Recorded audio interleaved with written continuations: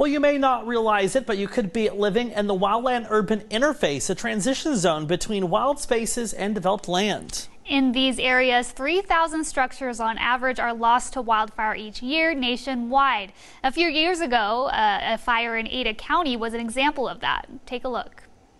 It all started with fireworks. That was our last major wildland fire in the foothills. In the middle of the night, late June 2016, a blaze was spotted in the Boise foothills. Officials responded, but the Table Rock fire grew to a massive size before containment. The first arriving crew had 5 acres of fire, and it was spreading in all directions. That night, one home was destroyed and 2,500 acres burned. It now serves as a reminder of what's at risk close to home and just how many resources are needed to battle these sorts of fires. We had almost all of the resources in Boise there. I think we had 2 or 3 engines left to cover medical calls and other structure fires and things like that. Plus we had units from Nampa, even Gem County, Meridian, Star, CUNA, all there to help us. And of course the BLM came as well. Crews are training for that situation to happen again, especially as people move to rural, previously undeveloped land in Idaho. The Wildland Urban Interface is a great place to live. You have lots of open land around you and lots of wildlife and views, but people do need to recognize that we are in a fire-prone area. The Wildland Urban Interface is the transition zone between unoccupied and developed land. Nationwide, the interface grows 2 million acres per year. That's more than twice the size of Rhode Island. To wildfire preparedness expert Brett Van Papagum, it's an obvious risk. The more and more we build out into the Wildland Urban Interface, I think it's just a matter of time that we are burning up more homes. 42% of Idaho's housing units, nearly 300,000 homes, are in this interface. These homes have great scenery and can be more affordable, but civil services are challenging to provide. That includes emergency fire response. There just are not enough fire personnel out there to be on every single doorstep. And on the backdrop of all this is a growing wildfire season. Last December, the Marshall wildfire outside Boulder, Colorado, shockingly destroyed hundreds of homes overnight. And earlier this month, a brush fire in Orange County, California, destroyed at least 20 homes. Warmer temperatures and drier conditions are becoming the new normal in the West, increasing the amount of fire weather days. We certainly don't want people to panic, but we do want them to prepare.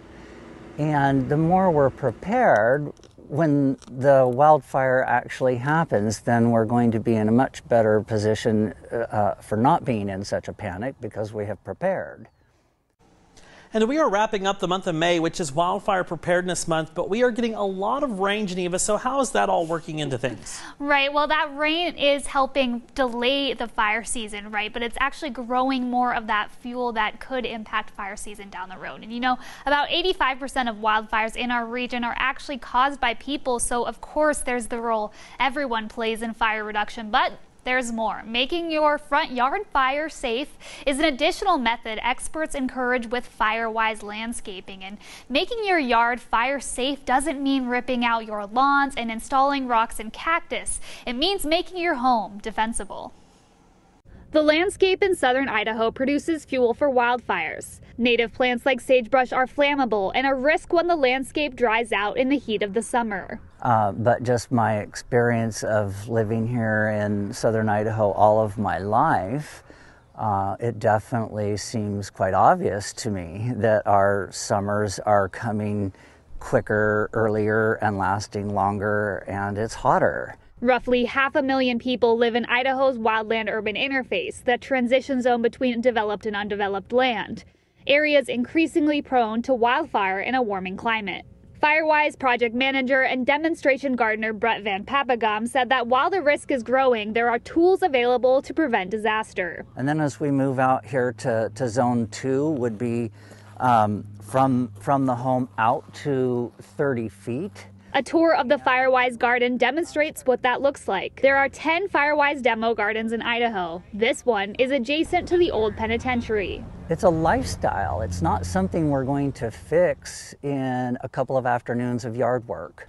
You know, don't be overwhelmed with thinking that you need to completely revamp your whole entire landscape today. You can take it one step at a time, starting at the front door.